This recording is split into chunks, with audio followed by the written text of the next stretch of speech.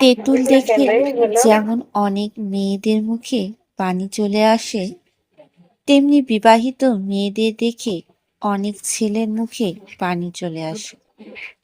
তখন তারা ওই বিবাহিত মেয়েদেরকে বিভিন্ন মিথ্যে স্বপ্ন দেখায়।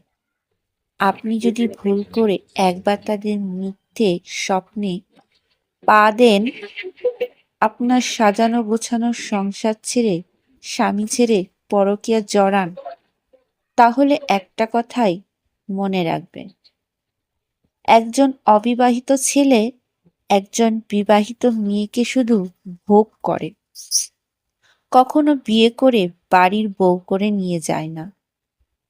তাই পরকীয়ায় জড়ানোর আগে 10 বার ভাববেন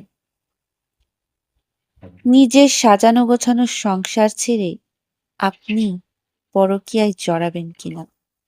কারণ আপনার পরকীয়ায় আপনার সংসার, সন্তান, সাজানো গোছানো সংসার সব নষ্ট করে দিতে পারে। তাই এই ভুলটা কখনো করবেন না। নিজের স্বামী